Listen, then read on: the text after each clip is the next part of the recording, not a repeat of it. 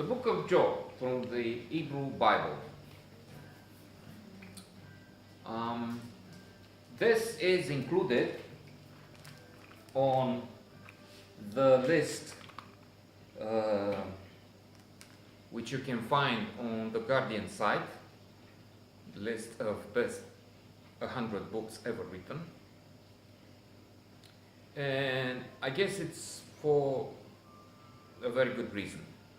It's a list compiled by scholars, critics, and writers. The best in their view is Don Quixote by Miguel de Cervantes.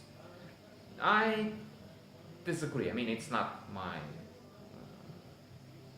among my absolute favorites, and anyway, it wouldn't be number one in any case. Book of Job, there will be two ways to look at this powerful story. I, for a long time, made the mistake of looking at the Bible somehow in trying to look for possible truth or lies within, thinking only of the literal sense. It says God made the world in 7 days. That's what they mean, and then it's therefore false. The world was not created in 7 days.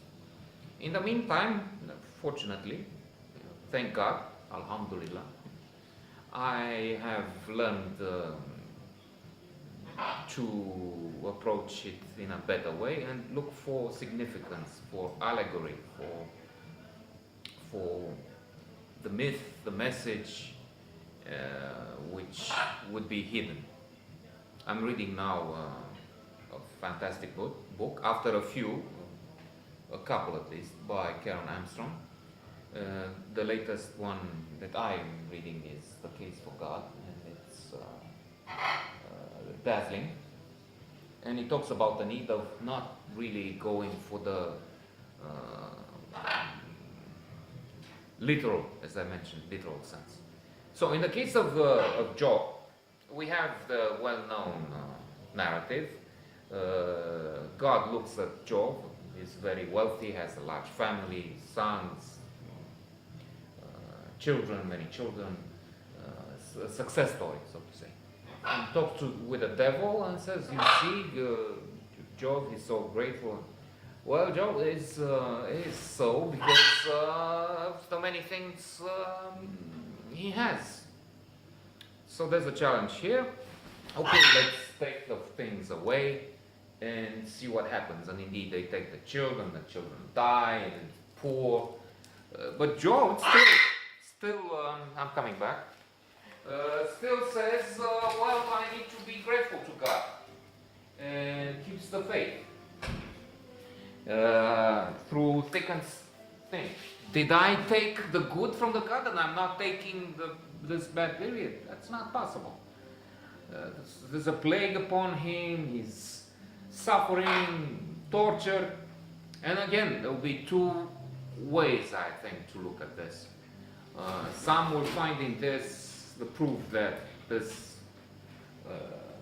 God created by man, invented by some evil minds, is so cruel, and he's playing with Job and all the others who have to suffer.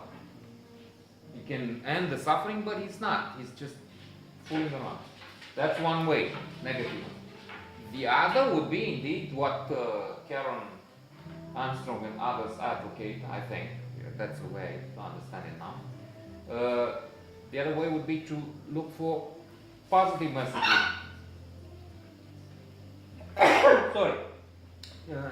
To try and, for instance, get this message from Job. We don't have to. It doesn't happen like that.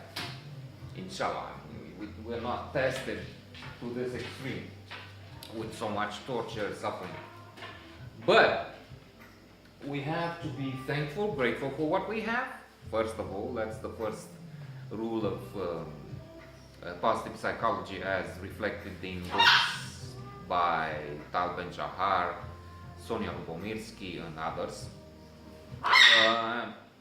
And grit is also crucial. In fact, it was proved by many tests that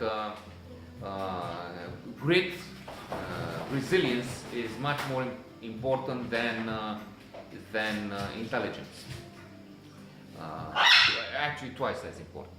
So this is a story where we can learn to be resilient, I would say.